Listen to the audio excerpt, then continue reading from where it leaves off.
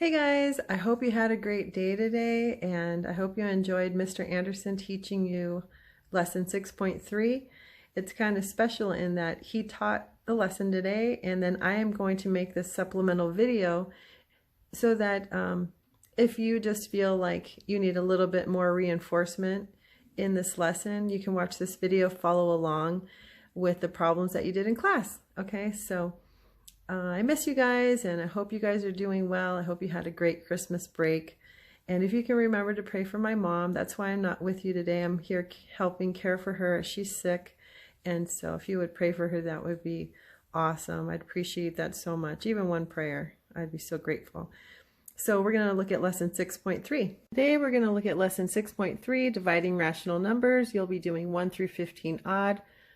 Also 25, 29, 32, 33, and 35. Okay, so please turn to lesson 6.3 in your book on page 232. And it says, to divide rational numbers, you must be able to identify the reciprocal of the divisor. Now, that just sounds like a lot of mathematical verbiage, but basically we need to figure out what the reciprocal is and what the divisor is. And so if you recall, I just wrote a little diagram up here for you guys. The divisor is the number that we will be dividing by. So we'll say the dividend is divided by the divisor, and our answer is our quotient. Also, if we look at the word reciprocals, just as a reminder, if we have 6/11ths, the reciprocal is the opposite. So you're going to flip that number 6/11ths to become 11/6. Same with -5/8. The reciprocal of -5/8 is -8/5. See that? And then the reciprocal of 7 is 1/7, because the whole number of 7 can be written 7/1, and if you flip 7/1, you get 1/7. Please take a look at the table in the middle of page 232, where this table shows 4 examples of rational numbers, one being a whole number of 6, the next one is 2/3, a negative rational number, a negative fraction, -4/9, and then a mixed number turned into an improper fraction. And they just simply give you the reciprocal of the number. So the reciprocal of 6 divided by 1 is 1/6. You can see they just flipped it. The reciprocal of 2/3 is 3/2. Again, they just flipped the numerator and the denominator. -4/9 is a -9/4, and then a -23/5 is 5/23.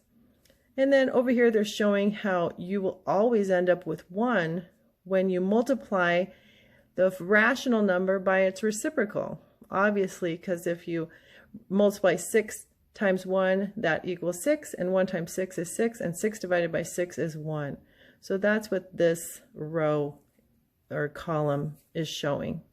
So to help you understand when the book says to divide rational numbers, you must be able to identify the reciprocal of the divisor, I just went ahead out and drew out a diagram reminding you that the divisor is the number that you divide by, the dividend is the number that you're dividing into, and the quotient is your answer. So if we use this example, 1/2 divided by 5/2, we're going to put 1/2 in our house divided by 5/2, and they're saying we need to be able to recognize the divisor.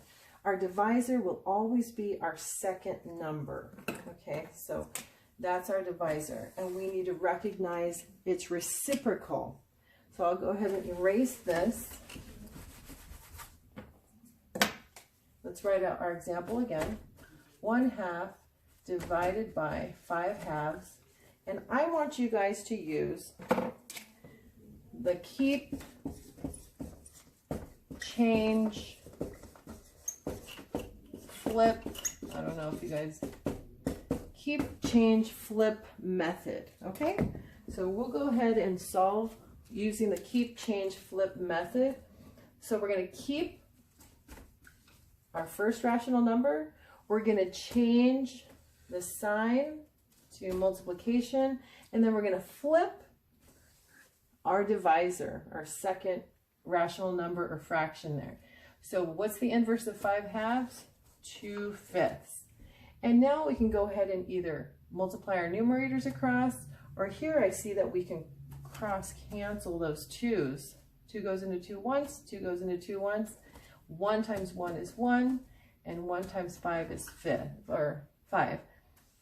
So 1/2 divided by 5/2 is 1/2. So let's look at example number 1 in your book. It says divide 3/8 by 7/16. And you can either use the keep, change, flip method, or you can just follow what the book says, and that's multiply by the reciprocal of the divisor. Again, the reciprocal of the divisor, so here's our divisor. This reciprocal is going to be 16/7, right? Because we're going to flip that, or we're going to get the inverse. And then when we'll bring down this division, but when we flip that, we can change our sign to multiplication. So if we were to use that keep, change, flip method, you keep the 3/8, you change the sign, and then you flip the second rational number there. And now I see that I can cross cancel 8 and 16, because 8 can go into 16 2 times. 8 goes into itself 1 time. 3 times 2 is 6. 1 times 7 is 7. So 6/7 is our answer for example number 1. So let's go ahead and jump right into the lesson. Let's look at number 1. 1/2 divided by 2/3. And we are going to be using the keep, change, flip method.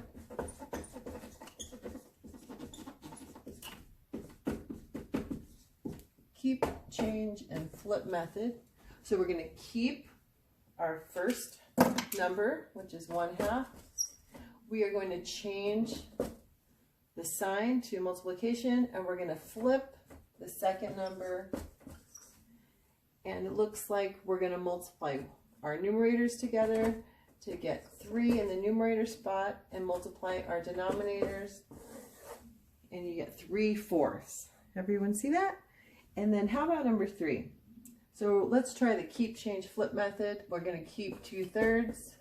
We're going to change our sign, and we're going to get the reciprocal, or the inverse, of our second number, which is 3 divided by 2.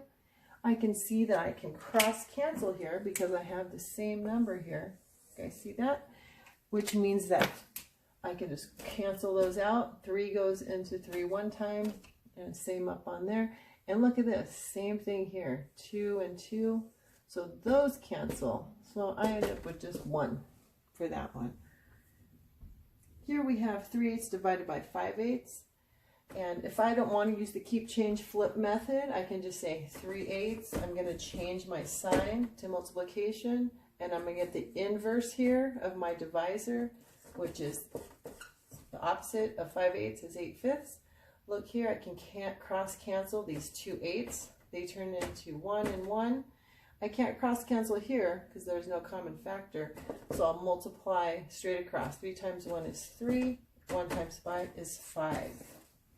Here I have a mixed number, so I'm going to go ahead and turn that into an improper fraction and rewrite my problem. 8 times 3 is 24, plus 1 is 25. Again, just multiply your whole number times your denominator. That gives you 24.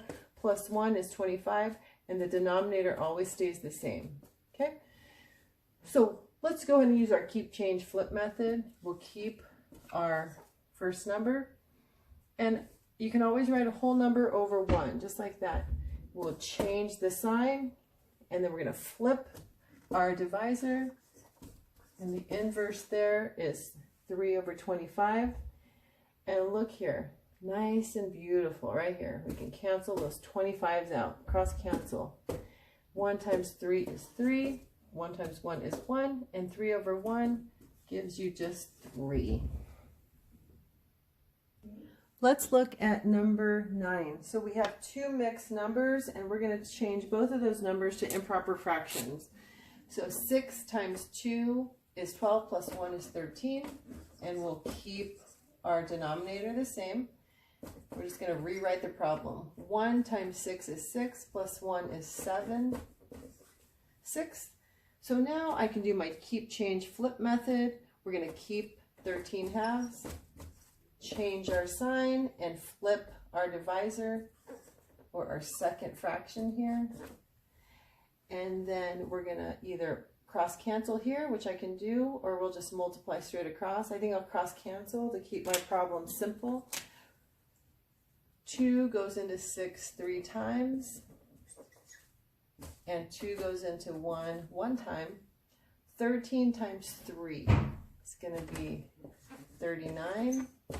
1 times 7 is 7. So 39 sevenths.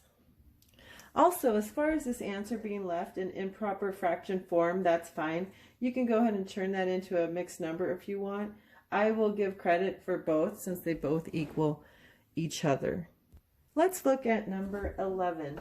So here we have -2 divided by -2 1/4. Let's go ahead and rewrite our problem.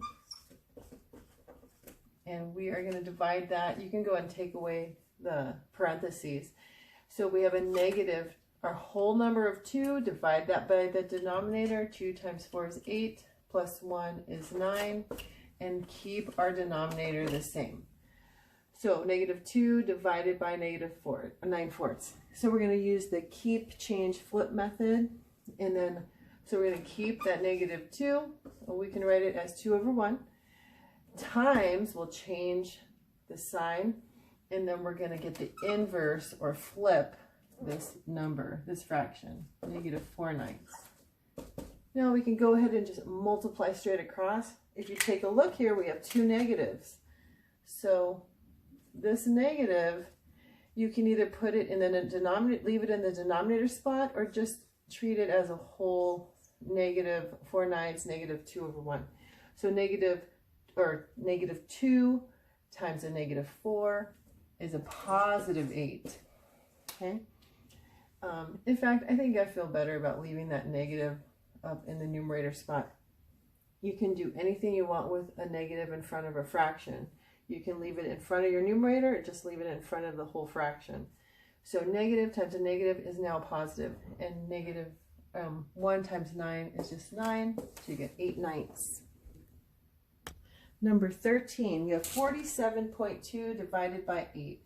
So you can go ahead and just write that out. 47.2 divided by 8. So 8 goes into 47 5 times, because 8 times 5 is 40. We're going to immediately put that decimal point on top of our house. Subtract 7 from 0, bring down our 2. 8 goes into 72 9 times. So we get 5.9 for number 13. Let's look at number 15 now. So 16.32 divided by 17. That's our divisor. The second number after the division sign is our divisor.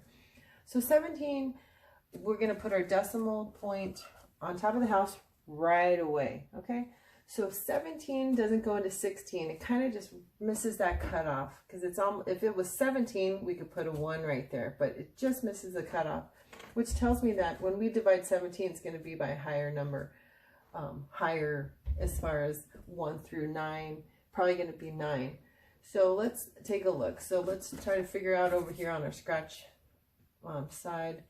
Let's try 17 times 9. 7 times 9 is 63, carry our 3, 153.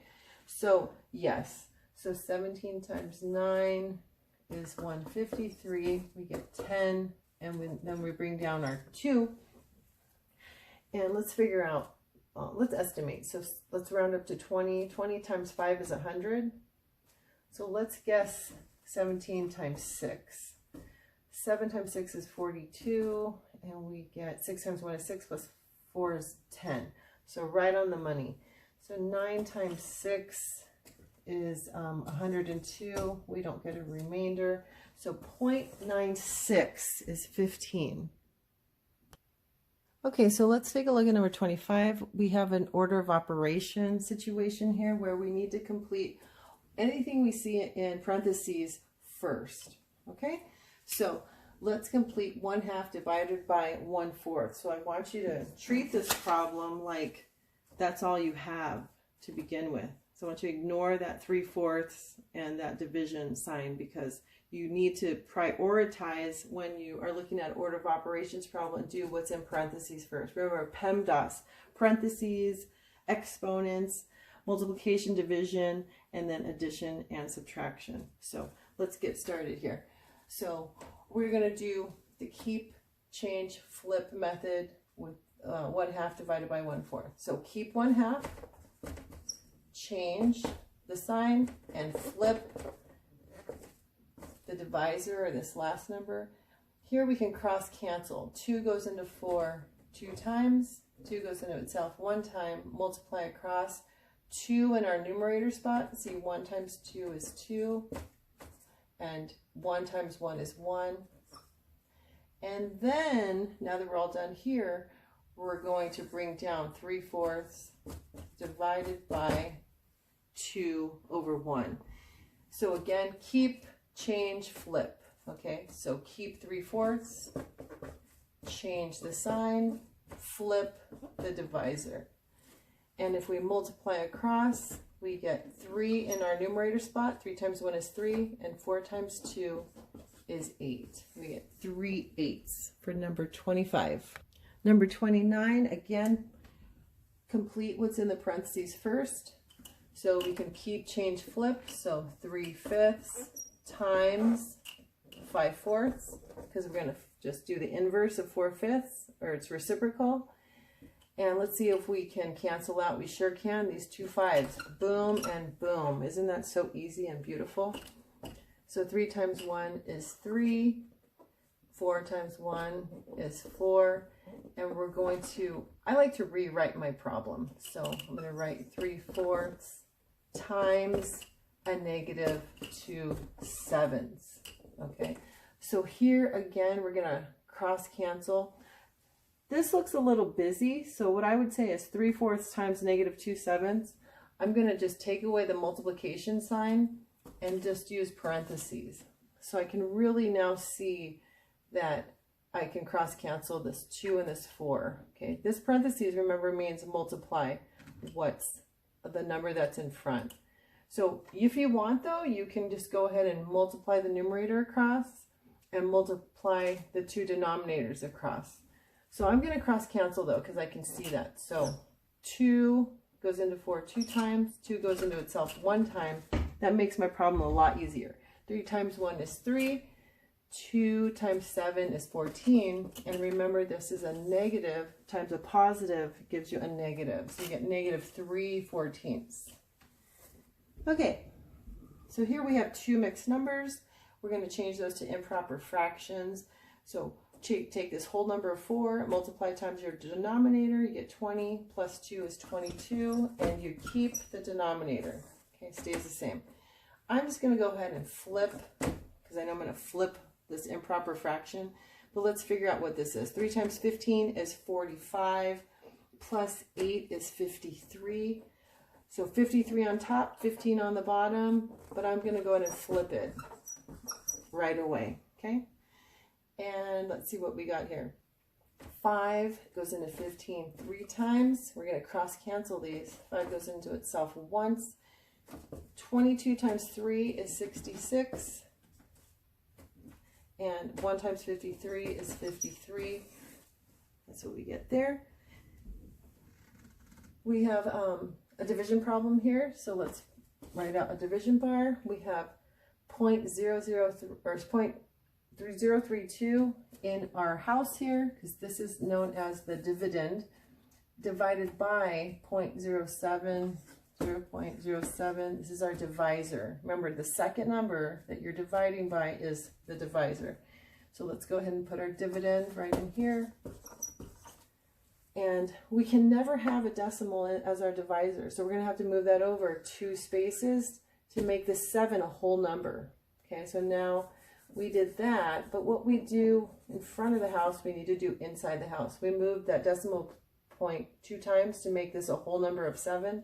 We need to move this decimal 2 times as well. So our new number inside our house is going to be, if that decimal is right there between 3 and 2, we can actually just rewrite it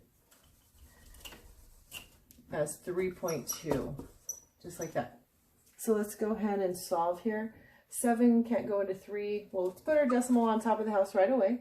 7 goes into 32. 7 times 5 is 35. That's too much. 7 times 4 is 28. 32 minus 28 is 4. So we get 4. So we have a decimal. So we're going to add an annex 0 there. 7 goes into 40 5 times. We get 35. And 5. Add another annex 0. 7 goes into 50 1 time. Oh, I'm sorry. 7 times. 50 minus 49 is 1. We'll just continue here. 50 minus 49 is 1. Add another annex 0. You get 1. 7 times 1 is 7. You get a 3. 7 goes into 30 4 times. You got 28. And so let's see what the book got. 33. Oh, no wonder. I was killing myself here. Okay, so for number 33, I neglected to see that it wants you to round your answer to the nearest hundredth. So again, when you're looking at your place value here, remember that after this decimal, the first spot or space is going to be the tenths place. The next one is going to be the hundredths, thousands, 10,000s, 100,000s, and so on. So if they want you to round your answer to the nearest hundredths, this number could have gone on for a while. I'm not sure, but I can quit because they only want us to go so far. So if this is my hundredths place, we are going to look to the right to see if this hundredths place goes up or stays the same. And you're always going to move to the right to determine your place. If you're going to round to the nearest hundreds, thousands, you always want to look to the number to the right, not to the left. So this number is greater than 5, so that means that 5 is going to move up to 6. So if we're going to round 4.45714 to the nearest hundreds, we are going to change this 5 to a 6. We're going to add 1. So our answer is, if we're going to round to the nearest hundreds, it's 0.46. 0.45714 rounded to the nearest hundreds is 0.46. Home stretch, we made it to number 35. So let's go ahead and divide our dividend by our divisor. So we have in our house 0.675 divided by 0.23. And we cannot have a decimal as our divisor, so we need to change that to a whole number by moving this decimal over 2 spaces. And now we have a whole number of 23. We don't really need that decimal there though. But what we do to the divisor, that decimal, we need to move it over 2 spots as well. So our new number inside our house is 67.5. Hopefully you guys understand that. So 23 goes into 67 2 times, and 23 times 2 is 46. Let's go ahead and subtract. 7 minus 6 is 1. 6 minus 4 is 2, and we can bring down our 5. Now we just need to figure out how many times 23 goes into 215. And I'm going to guess it's high because 23 just misses that cutoff at 21. So 23, let's try times 9 first of all. 9 times 3 is 27. 9 times 2 is 18. Plus 2 is 20. 207, and that's right. So 23 times 9 is 207. And 5 can't subtract 7, so we need to borrow from this 1. That changes to 0. 15 minus 7 is 8. 0 minus 0 is 0. 2 minus 2 is 0. So we get 8. Oops, we forgot to put our decimal on top of the house right away, didn't we? Sorry about that, my bad. So let's put in on annex 0, our free 0 there. 23 goes into 80. How many times? 20, 40, 60, 80 is, so it's going to be 3 times. So 23 times 3 is 9, 69. We get 11. Well, and now that well, actually, we need to keep going. So 10 minus 9 is 1. We get 11. Bring down another annex 0. This is a lot of work, but it kind of stretches your brain, and that's what, you know, we want to do to help you grow and gain new pathways in math. 23 goes into 110. Let's just use our we can estimate. Let's change 20. Let's pretend. Let's estimate, or let's estimate. So 25 times 4 is 100. So I'm going to guess. I'm going to say 4 times. So 23 times 4 is going to be 92, and we have 4. So actually now we've gone far enough where we can round this number to the nearest hundredths. So again, just like the number we just did, this is our 10th spot, this is our 100th spot. We want to round this number to the nearest 100th spot, so we're going to look at this number to decide if 3 stays the same or goes up. Because 4 is less than 5, this stays the same.